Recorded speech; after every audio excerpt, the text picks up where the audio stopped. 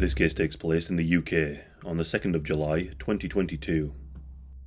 Meet Thomas Campbell. Thomas was born in Manchester between 1983 and 1984. He became the focus of a high criminal investigation in the United Kingdom in 2022, a case of betrayal and a professionally planned and brutal crime. Thomas's adult life was heavily defined by his involvement in serious criminal activity, spanning more than over 2 decades. His first arrest came in the year 2002 at the age of just 19. He was sentenced to 9 years in prison for his role in a violent conspiracy to rob during which he was found to wield a samurai sword. Following his release from prison in 2008, having served 6 years, Thomas reconnected with an old friend from childhood called Colleen. Colleen and Thomas were the same age in school. Colleen Campbell grew up in Clayton, East Manchester, and was raised by her mother in a single-parent household. Her father had been absent from her life since she was 5, as he was imprisoned on illegal substance-related charges. Colleen and Thomas reconnected during a night out, and their relationship quickly flourished. By this time, Thomas was already known for his criminal activities, with a reputation built on past convictions. But this didn't deter Colleen. She was accustomed to criminality. In 2010, Colleen gave birth to their first child together. It was a baby boy. Despite becoming parents, Thomas's criminal activity persisted. That very same year, he was convicted of possession with intent to supply. This minor charge marked the beginning of a deeper involvement in drug-related offences. Despite the conviction, Thomas's and Colleen's relationship grew even stronger, and the couple married on the 21st of June 2011. They settled in Colleen's hometown of Clayton, East Manchester. By 2013, Thomas Campbell had become a prominent figure in an organised crime network, focusing on illegal substance distribution. But from 2010 to 2021, police intelligence had linked him to illegal substance trafficking. However, Thomas always maintained the public image of a successful fitness instructor and attempted to cover his tracks well. He regularly hid his money and illegal substances underground in buried places, making sure that he had very little on his premises. He also routinely checked for car tracking devices on his car. One time, he even found a tracking device and confronted the police with it at their station.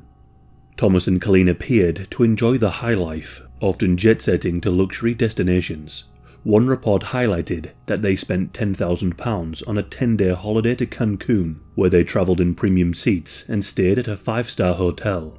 Their social media profiles were filled with photographs of these excursions, capturing moments with dolphins, cocktails, tigers, and boat trips. They drove fancy cars and wore expensive clothing and jewellery. All of this raised suspicion. The story was that Colleen worked part-time at a clothing store and received working tax credits from the government, whilst Thomas was officially registered as a self-employed fitness instructor. It was blatantly obvious that their income far exceeded their official earnings.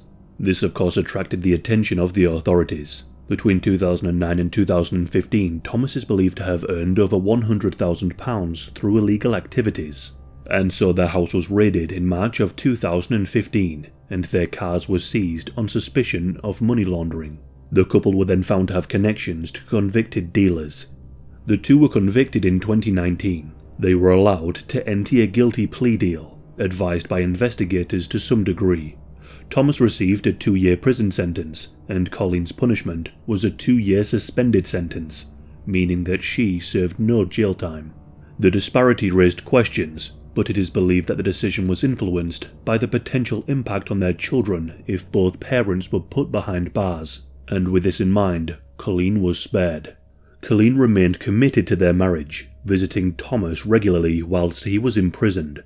However, Thomas grew increasingly paranoid, suspecting that she was being unfaithful during his absence. The otherwise good relationship soon became toxic. Upon his release, Thomas confronted Colleen with accusations of infidelity, further leading to their deterioration. He moved out of their home to a city centre apartment, but the conflict continued. Things got so bad that they both reported each other to the police. Colleen accused Thomas of attacking her, placing tracking devices on her car, and making repeated threats. In turn, Thomas claimed that she had damaged his property, threw objects at him, and verbally abused him. Despite these accusations, neither pursued legal action, and the police took no further steps. This went on for some time, until their marriage ultimately ended when Colleen accused Thomas of having an affair. The betrayal was too much.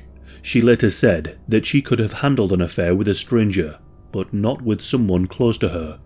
The female involved was her very best friend. In a fit of rage, she smashed her former best friend's car up, and she was later arrested for causing criminal damage. Finally, in 2021, Colleen and Thomas finally filed for divorce. Colleen once left Thomas a text message saying, "Karma is best served cold, and I can be the coldest MF you ever meet." Following the separation, Thomas remained heavily involved in criminal activities, operating under the radar using EncroChat, an encrypted messaging platform favoured by organised criminals. It was widely believed to be untraceable by law enforcement, earning the nickname WhatsApp for Criminals. However, this belief was shattered when authorities discovered a way to access the encrypted messages, leading to a wave of arrests of criminals. As news of arrests linked to EncroChat spread, Thomas grew increasingly concerned that his own criminal dealings might be exposed. In an attempt to avoid detection and prosecution, he decided to leave the United Kingdom. Initially, he moved to Marbella and then Spain, before relocating to Dubai. But Thomas soon returned to the UK, settling in Greater Manchester, where he bought a £350,000 townhouse, and moved in with a new partner. The reason why Thomas returned to the UK was because he wanted to maintain a relationship with his children. Thomas and Colleen made amends, and agreed to be amicable, and they agreed to co-parent, scheduling visits and ensuring that Thomas spent quality time with his kids. Despite their turbulent past, they presented a united front at events, trying to give the children a sense of normality. But, little did Thomas know, Colleen was not exactly happy that he was moving on with another woman, and she maintained a desire for revenge, as she had previously threatened. And not only that, the new woman that Thomas was dating was not just any woman. She was the ex-partner of another criminal.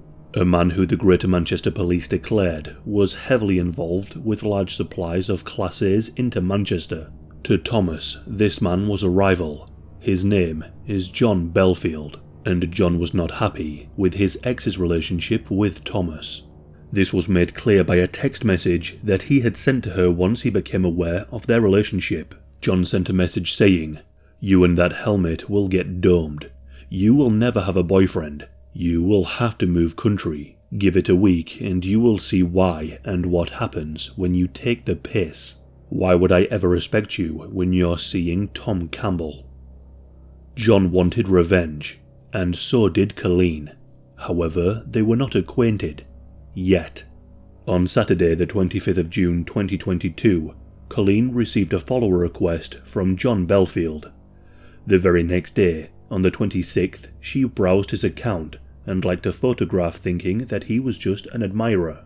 But John had an ulterior motive. He knew Colleen's past and the relationship with Thomas, and he wanted information.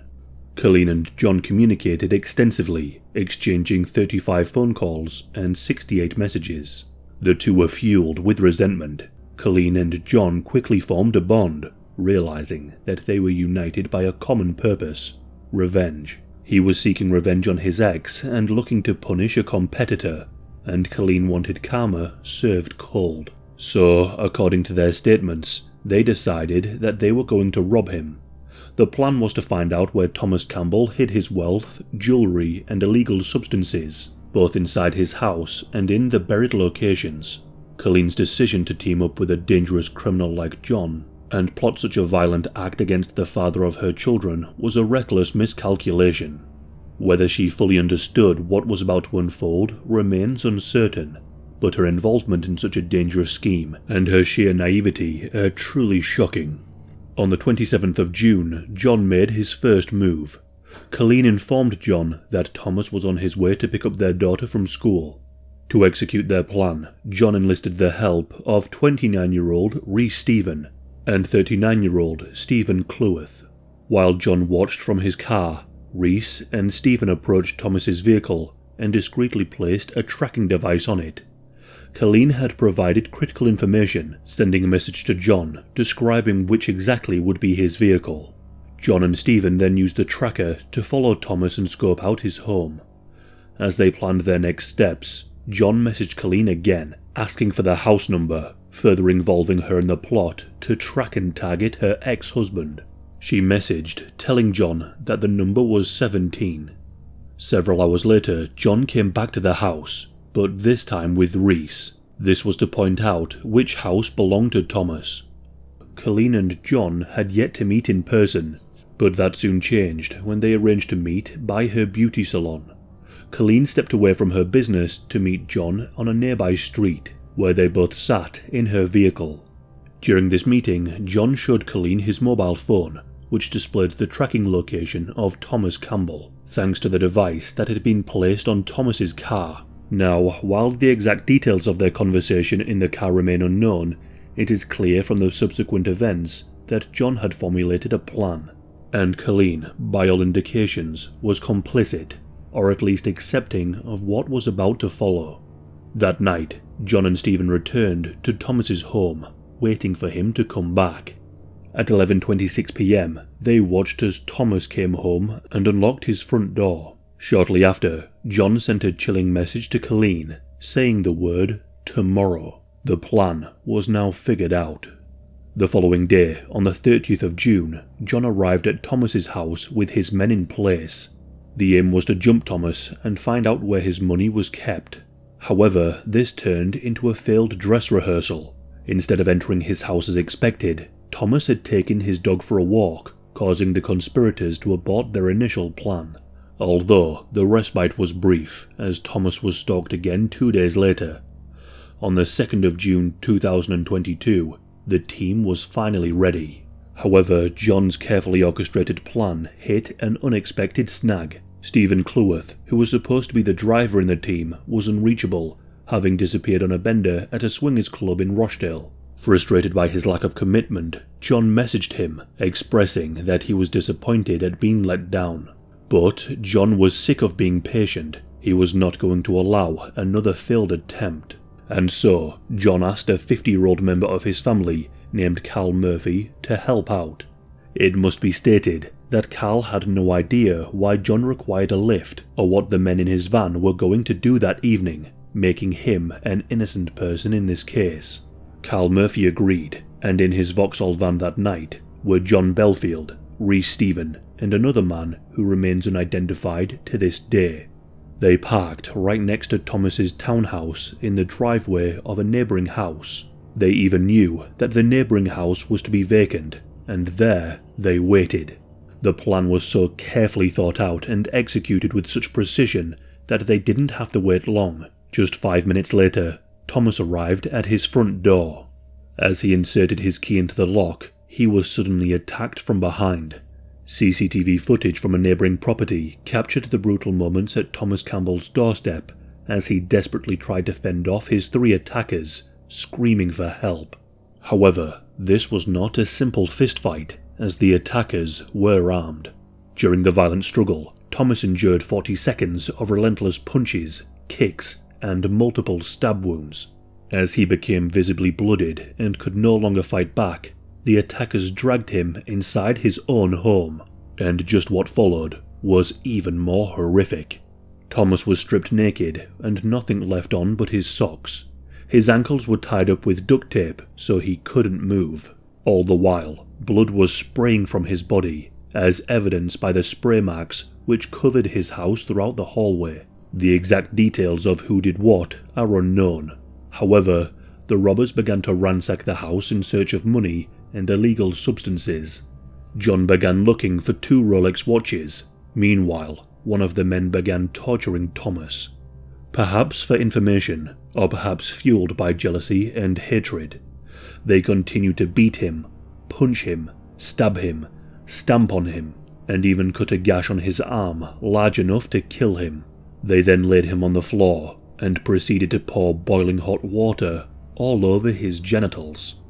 In a method of inflicting more pain and complete humiliation, they flipped him over onto his front and poured boiling water on his buttocks. This horrific ordeal lasted for 2 hours and totaled a staggering 61 injuries. Once the attackers had their fill and couldn't find any money, they left the premises, leaving Thomas on the floor fighting for his life in horrific pain. On the way out, the gang left the door open. Thomas managed to gather his strength to reach for his phone and try to call the emergency services, but this was to no avail. The emergency operator answered, but Thomas made no response. The operator desperately tried to get Thomas to make a sound. However, this was just too much to ask. Thomas was left in a pool of blood and boiling water. Over the next few hours, he succumbed to his injuries and he passed away. 10 hours later, a neighbour named Lee had set off for a bike ride at around 7:30 a.m. Lee noticed that Thomas's front door was open. Curious and concerned, he went to check. Lee was met with a scene that he will never forget: the lifeless and bloodied body of Thomas Campbell. It was clear that he had been dead for some time and was subjected to horrific torture. Lee phoned the emergency services and the police were soon on the scene. An investigation began. At first, the investigation was difficult as there was no DNA on the premises from the perpetrators. Also, certain CCTV cameras were removed before the attack. The police visited Colleen to let her know that her ex-husband had been horrifically murdered. Despite hearing this tragic news, shockingly, she returned to work the very next day. At some point after the attack, John Belfield fled the country to South America and lived in Suriname. During the investigation, the police recovered a tracker that had been placed on Thomas's van, and before too long, the police were able to identify the murder vehicle used to get to and from Thomas's house. The police then tracked the movements of the van, which led them to Peak Forest, and at Peak Forest, they recovered several items from Thomas's house, including his wallet and driving license. But along with these items was the burned remains of a flask, along with a mobile phone. The mobile phone was analysed, and it was found that the phone had been used to operate the tracker on Thomas's car. The phone that was found was damning, as all of the text messages and calls were logged. It was clear soon to the police that John was the mastermind in this case and orchestrated the brutal end of Thomas's life. The police then realised that John had been in contact with Colleen and that the two had talked about taking revenge. The police then uncovered some CCTV footage which was captured at Colleen's property. With this footage and call data, the police realised that Colleen had taken a call from John just minutes before the brutal attack on Thomas. Her communication with John regarding Thomas's details and whereabouts was continuous. On the 13th of July, Colleen was arrested on suspicion of Thomas's murder. According to reports, she was shaking visibly and was shocked and confused. She began telling officers that she still loved Thomas and had no reason to ever want him dead. She began telling the officers, "This is nothing to do with me." Stephen Cleworth was also arrested in connection to the murder due to his role in the planning. Rhys Stephen was found to be at the scene of the crime and was also arrested. Following a 5-week trial, Stephen, Rhys and Colleen all pleaded not guilty to the charges, but a jury of their peers convicted them of conspiracy to robbery. Rhys played a central role in the brutal attack and was also found guilty of murder. Stephen and Colleen were convicted of manslaughter, reflecting their lesser yet still significant roles in the crime. At Bolton Crown Court on the 22nd of February 2023, sentences were handed down. Rhys Stephen received a life sentence with a minimum term of 37 years. This is an unusually long sentence compared to other murder cases in recent Manchester history. This reflects the level of brutality and premeditation. Stephen received a life sentence too, but with a minimum term of 12 years.